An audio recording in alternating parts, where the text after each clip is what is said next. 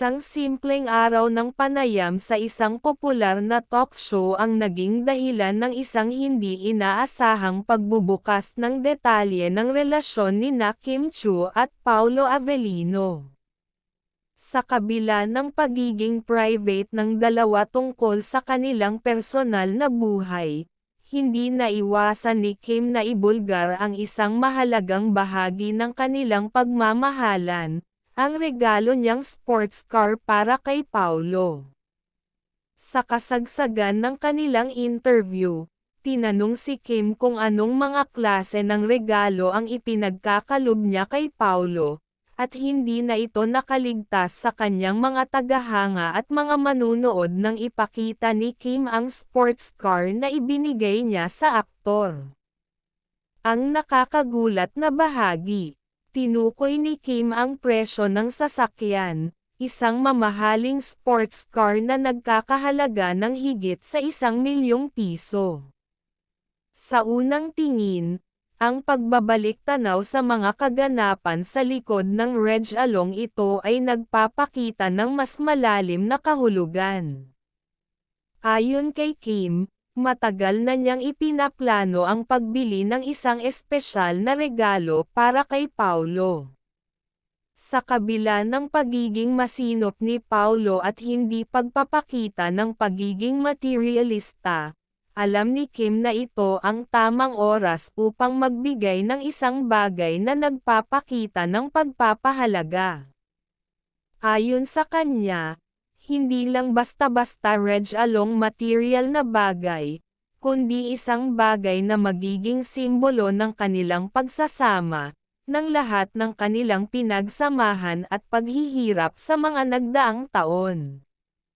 Mahalaga kay Kim na madama ni Paolo na may halaga siya sa kanyang buhay, hindi lamang bilang isang partner, kundi bilang isang kaibigan na laging nandyan sa mga panahon ng hirap at saya. Hindi na bago ang mga Reg Along tulad nito sa kanila, ngunit ang sports car na ito ay kakaibang klase ng sorpresa. Isa na magiging gabay sa susunod nilang mga pangarap bilang magkasama. Nais ko lang na iparamdam kay Paolo na napakahalaga niya sa akin, ani Kim. Wala kaming ibang ginusto kundi maging masaya, at alam kong magiging espesyal ang moment na ito para sa amin. Hindi lang siya isang kasintahan, siya rin ang pinakamalaking suporta ko sa buhay. Kahit pa man may mga nagsasabing sobra na ang pagpapakita ng yaman at kayamanan sa kanilang relasyon, ipinahayag ni Kim na para sa kanya, hindi material na bagay ang mas mahalaga kundi ang relasyon nila ni Paolo. Ibinahagi niya na mas madalas nilang tinatangkilik ang mga simpleng bagay, magkasama sa mga gabi ng pelikula sa bahay, masayang mga dinner dates, at magpahinga kasama ang pamilya. Ngunit sa pagkakataong ito, ipinakita ni Kim ang pagpapahalaga sa pamamagitan ng isang regalo na hindi madalas ibigay ng isang tao, lalo na kung ang pinag-uusapan ay isang sports car. Ang reaksyon ni Paolo nang matanggap ang regalo ay hindi matatawaran. Wala siyang inaasahan na ganoong kalaking sorpresa, at ayon sa kanya, hindi na siya nakaramdam ng pangangailangan na ipakita sa ibang tao ang halaga ng kanilang pagmamahalan sa pamamagitan ng material na bagay. Ang simpleng mga gawain, tulad ng pagbibigay ng oras at pagmamahal, ay nagiging pinakamahalaga para sa kanila.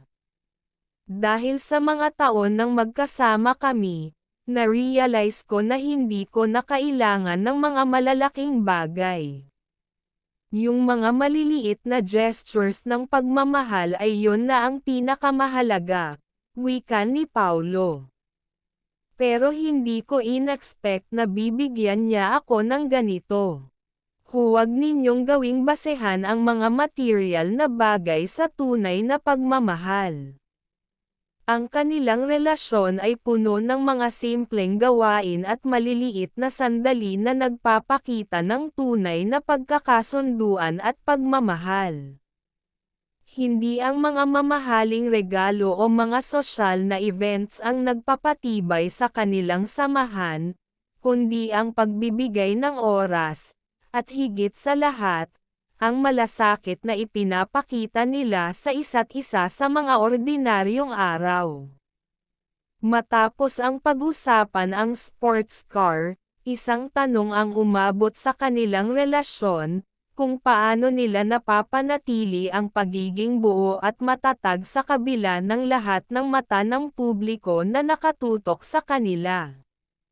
Ipinahayag nina Kim at Paulo na importante sa kanila ang magpatawad at magtulungan, higit pa sa mga negatibong aspeto ng